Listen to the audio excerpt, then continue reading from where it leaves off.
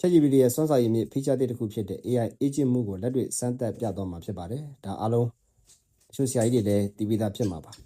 ။ဒါမှအမေးဖြေ chatbot အဆင့်ထက်ပိုသားတဲ့အချက်ကဘာလဲဆိုတော့သူကကျွန်တော်တို့အတွက်လိုအပ်တဲ့ data တွေကို research assistant တယောက်လိုရှာဖွေသုံးသပ်ပြနိုင်တာပါပဲ။အခုမြင်နေရတာကကျွန်တော်တို့ AI agent မှုကိုသုံးနေတဲ့ scale robot ပါ။ဥပမာအနေနဲ့ကျွန်တော်က movie recap channel တစ်ခုလုပ်ချင်နေဆိုပါစို့။ဘယ်နိုင်ငံတွေကို target ထားရမလဲ။ဘယ်သူတွေကအကြည့်ဆုံးလဲဆိုတာတွေကိုသူတို့ကိုမေးခိုင်းကြည့်ပါတယ်။ကျွန်တော်ရိုးရိုးလေးပဲမေးလိုက်တာပါ။ movie recap လုပ်မယ်ဆိုရင်ဘယ်နိုင်ငံတွေကအကြည့်ဆုံးလဲပေါ့။ဒါမှဆိုကျွန်တော်တို့ဒီ chat လက်တွေကိုရဖို့ Google မှာရှာလိုက်ဖတ်လိုက်မှတ်လိုက်နဲ့အချိန်အကြာကြီးပေးရမှာ။ဒါပေမဲ့ဒီ AI agent မှုကတော့စက္ကန့်ပိုင်းအတွင်းမှာပဲနိုင်ငံအလိုက်စီးရင်နေ watch time နာရီတွေ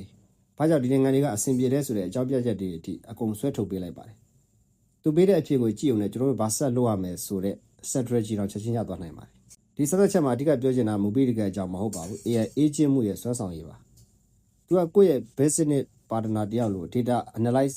တယောက်လိုခိုင်းလို့ရနေပြီဆိုတာပါပဲ။ရှက်လက်ရှာခိုင်းမလား plan ဆွဲခိုင်းမလားအကုန်ရပါ။မိတ်ဆွေတို့ရော ChatGPT agent မှုကိုသုံးမှုကြပြီလား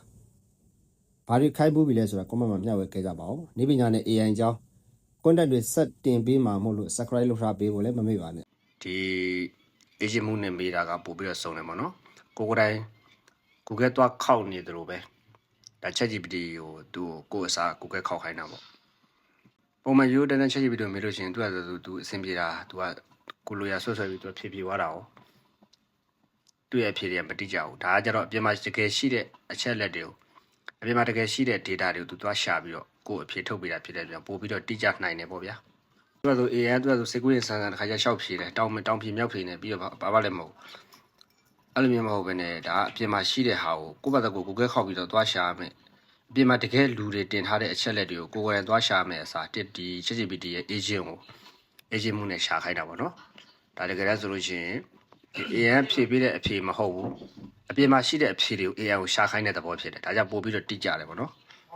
နည်းနည်းလေးတော့အချိန်ပေးရတယ်ဒါပေမဲ့တိကျတဲ့အဖြေထွက်လာပါလိမ့်မယ်ဆိုတော့အပြင်မှာကိုတကယ်သိချင်တဲ့အချက်လက်မျိုးတွေပေါ့နော်ခတိုင်းကျွန်တော်တို့ဒီ AI နေမှာပေါ်ခင်ကကျွန်တော်တို့ Google ခောက်ပြီးရှာနေတဲ့အကြောင်းအရာတွေကို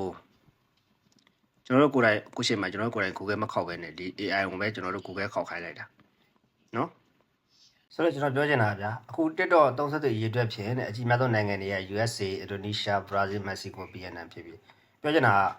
ဒီ AI သူ့ရဲ့သူစိတ်ကူးနဲ့သူဖြေလာတဲ့အဖြစ်မျိုးမဟုတ်ဘဲနဲ့ဒီမှာကြည့်လိုက်ကျွန်တော်ဒီ website ထဲကနေသူသွားရှာပြီးဖြေလာတဲ့အဖြစ်ဖြစ်တယ်ကျွန်တော်တို့ကိုယ့်အတကွဒီ website ကိုဖွင့်ကြည့်ကြရနော်ဒါလူတွေ funny ထားတဲ့ website ဖြစ်တယ်မကြည့်လိုက် United States က